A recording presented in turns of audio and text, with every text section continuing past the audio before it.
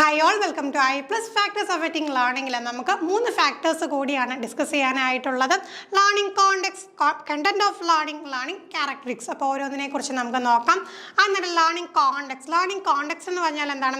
Environment and circumstance of learning. പഠിക്കാനായിട്ടുള്ള ഒരു പഠനത്തിന് വേണ്ടിയിട്ടുള്ള ഒരു എൻവയോൺമെന്റും അതോടൊപ്പം എന്താണ് സർക്കംസ്റ്റൻസസും ഒരു സാഹചര്യങ്ങളും ഒക്കെയാണ് നമുക്ക് ഈ ലേണിംഗ് കോണ്ടെക്സ്റ്റിൽ വരുന്നത്. പോസിറ്റീവ് കോണ്ടെക്സ്റ്റ് ആണെങ്കിൽ നല്ല പോസിറ്റീവ് ആയിട്ടുള്ള കോണ്ടെക്സ്റ്റ് കിട്ടിക്കഴിഞ്ഞാൽ എന്താണ്?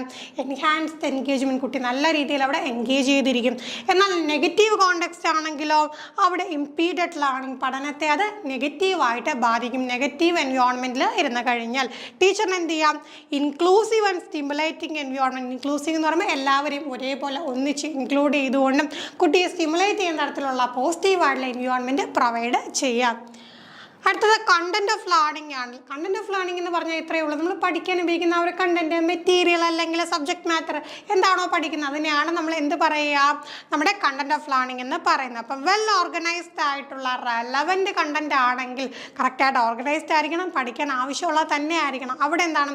ബെറ്റർ അണ്ടർസ്റ്റാൻഡിങ് നടക്കും, നന്നായിട്ട് മനസ്സിലാക്കാൻ പറ്റും. ടീച്ചർ എന്ത് ചെയ്യണം?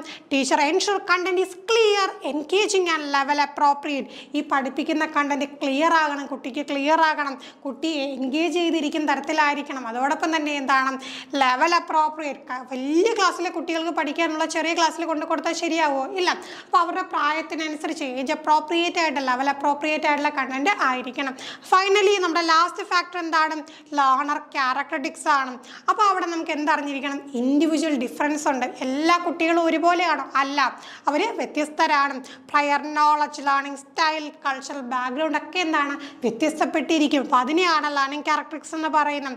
പല ഡൈവേഴ്സ് ക്യാരക്ടറിസ്റ്റിക്സ് ഉണ്ടെങ്കിൽ വേരിയഡ് റെസ്പോൺസ് ടീച്ചിങ് മെത്തേഡ്സ്. നമുക്കിപ്പോൾ അറിയാം ക്ലാസ് റൂമിൽ പല ക്യാരക്ടറിസ്റ്റിക്സ് ഉള്ള പല ലേണിംഗ് സ്റ്റൈലുള്ള കുട്ടികളുണ്ടെങ്കിൽ പല രീതിയിലായിരിക്കും അവർ റെസ്പോണ്ട് ചെയ്യുക. ടീച്ചർ എന്ത് ചെയ്യണം? പേഴ്സണലൈസ് ഇൻസ്ട്രക്ഷൻ കൊടുക്കണം, ഈ ഒരു ഇൻഡിവിജ്വൽ നീഡ്സ് മീറ്റ് ചെയ്യാൻ വേണ്ടിയിട്ട്. അപ്പം പലരും വിഷ്വൽ ലേണേഴ്സ് കാണും, അവരെന്താണ് വിഷ്വൽ ആയിട്ടുള്ള കാര്യം കാണും, കൂടുതൽ പ്രാധാന്യം കൊടുക്കുന്ന അവർക്ക് അതാണ് മനസ്സിലാക്കാൻ കഴിയുക. അങ്ങനെ വരുമ്പോഴത്തേക്ക് നമുക്ക് എന്ത് മനസ്സിലാക്കാം? ഡൈവേഴ്സ് സ്റ്റൈൽ നമ്മൾ ക്യാപ്ചർ ചെയ്യാനായിട്ട് പേഴ്സണൽ ഇൻസ്ട്രക്ഷൻ നമ്മൾ പ്രൊവൈഡ് ചെയ്യേണ്ടതാണ്. അപ്പോൾ ഇത്രയും കാര്യങ്ങളാണ് നമുക്ക് ഈ ഒരു ഫാക്ടേഴ്സ് അഫക്റ്റിംഗ് ലേണിംഗുമായിട്ട് ബന്ധപ്പെട്ട് അറിഞ്ഞിരിക്കേണ്ടതും. ഇതുപോലുള്ള മറ്റൊരു ടോപ്പിക്കുമായിട്ട് നമുക്ക് വീണ്ടും കാണാം. Thank you all.